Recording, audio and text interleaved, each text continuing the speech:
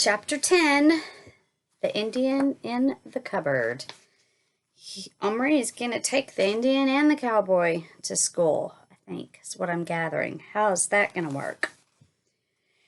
He crept downstairs. The house was still asleep. He decided to cook breakfast for himself and his cowboy and Indian. He was quite a good cook, but he'd mostly done sweet stuff before. However, any fool, he felt sure, could fry an egg. The steaks were out of the question, but beans were no problem. Omri put butter in the frying pan on the stove. The fat began to smoke. Omri broke an egg into, or tried to, but the shell, instead of coming cleanly apart, crumpled up somehow in his hand and landed in the hot fat mixed up with the egg. Not as easy as he'd thought. Leaving the mess to cook, shell and all, he got a tin of beans out of the cupboard and opened it without trouble. Then he got a saucepan and began pouring the beans in. Some of them got into the egg pan somehow and seemed to explode. The egg was beginning to curl up and the pan was still smoking. Alarmed, he turned off the heat. The center of the egg still wasn't cooked and the beans in the pan were stone cold, but the smell of the kitchen was beginning to worry him. He didn't want his mother coming down. He tipped the whole lot into a bowl, hacked a lopsided slice off the loaf of bread, and tiptoed up the stairs again. Little Bear was standing outside his longhouse with hands on hips waiting for him. "You bring food?" he asked in his usual bossy way. "Yes. First, Little Bear won't ride. First, you must eat while it's hot. I've been to a lot of trouble to cook it for you," Omri said, sounding like his mother.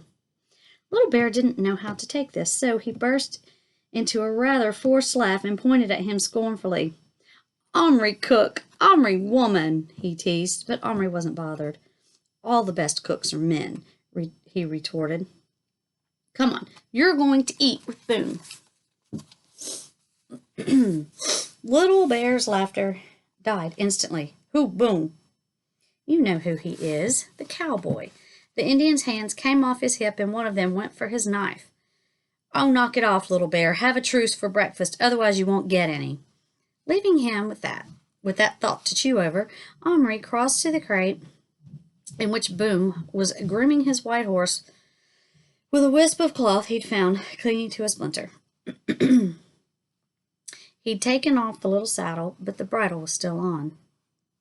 "Boone, I brought something to eat," said Omri. "Yup, I thought I smelt something good," said Boone. "Let's get to it." Omri put his hand down. "Climb on." "Aw, shucks, where am I going?" "What can I eat in my box where it's safe?" whined Boone. And he clambered up into Omri's palm and sat grumpily with his back against his middle finger. "You're going to eat with the Indian," said Omri. Boone leaped up so suddenly he nearly fell off and had to grab hold of a thumb to steady himself. "Heck no, I ain't," he yelled.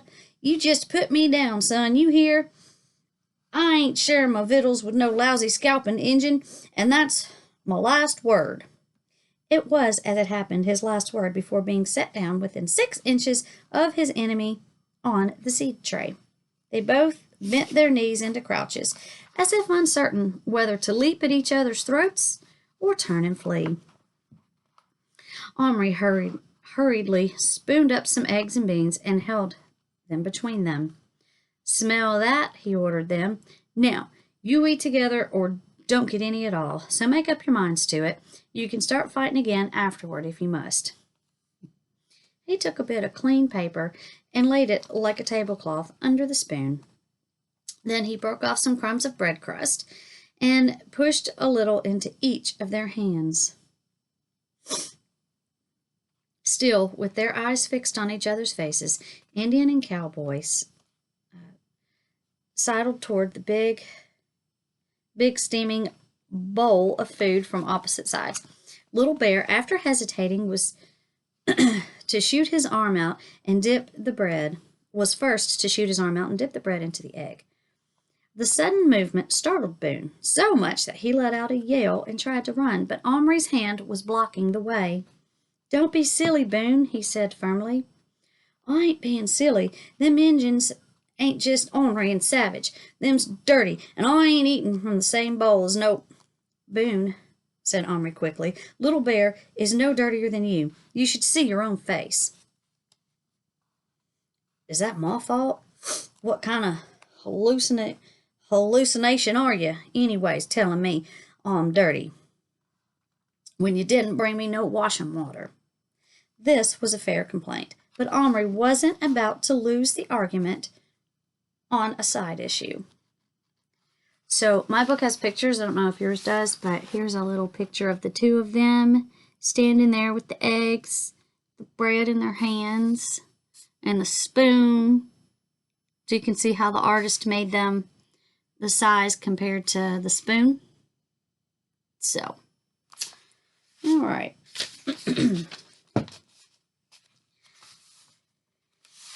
When can you see? You can have some after breakfast, but if you don't agree to eat with my Indian, I'm going to tell him your nickname. The cowboy's face fell. "Now that ain't fair. That plumb ain't no ways fair," he muttered. But hunger was getting the better of him anyway, so grumbling and swearing under his breath, he turned back and marched to his side of the spoon. By this time, Little Bear was seated cross-legged on the piece of paper, a hunk of bean in one hand and a mess of egg in the other, eating heartily. Seeing this, Boone lost no time in tucking in, eyeing the Indian, who ignored him. "Where's my coffee?" he complained after he'd eaten a few bites. "I can't start the day till I've had my jug of coffee." Omri had completely forgotten about coffee, but he was beginning to be pretty well fed up with being bossed around by ungrateful little men. So he settled down to eat the remains of the food and simply said, "Well, you'll have to start this one without any." Little Bear finished his breakfast and stood up. "Now we fight," he announced, and reached for his knife. Omri expected Boone to leap up and run, but he didn't. He just sat there munching bread and beans. "I ain't finished yet," he said. "Ain't gonna fight till I'm plumb full of victuals. So you can just sit down and wait, Redskin." Omri laughed. "Good for you, Boone. Take it easy, Little Bear. Don't forget your promise." Little Bear scowled, but he sat down again. Boone ate and ate. It was hard not to suspect after a while that he was eating as much and as slowly as possible to put off the moment when he would have to fight. At last, very reluctantly, he scraped the last bit of egg from the spoon, wiped his hands on the side of his trousers, and stood up. Little Bear was on his feet instantly. Omri stood ready to part them. "Look a here, Injun," said Boone. "If we're going to fight fair." Probably ain't even a word for fair in your language, but I'm here to tell you, with me, it's fight fair or don't fight at all. Little Bear, fight fair, kill fair, scalp fair. You ain't gonna scalp nobody unless you take it off with your teeth." For answer, Little Bear raised his knife, which flashed in the morning light. Omri, his hands on his knees, waited. "Yeah, I'll see it, but you ain't gonna have it much longer. And why ain't you? Because I ain't got one. I only got my gun. My gun's run plumb out of bullets. What I got and all I got's my fists. Oh, and one other thing. I got my hallucination here." He waved a hand at Omri without taking his eyes off Little Bear for a second. "And I know he don't want to see this purty red scalp of mine hanging from no stinking redskin's belt. So, if I fight, it's going to be fist to fist, face to face, man to man, Injun. Did you hear me? No weapons, just us two. And let's see if a white man can't lick a red man in a fair fight. Lesson, maybe, just maybe, you ain't red at all, but yeller." And Boone stepped up around the bowl of the spoon, threw his empty gun on the ground, and put up his fists like a boxer. Little Bear was nonplussed.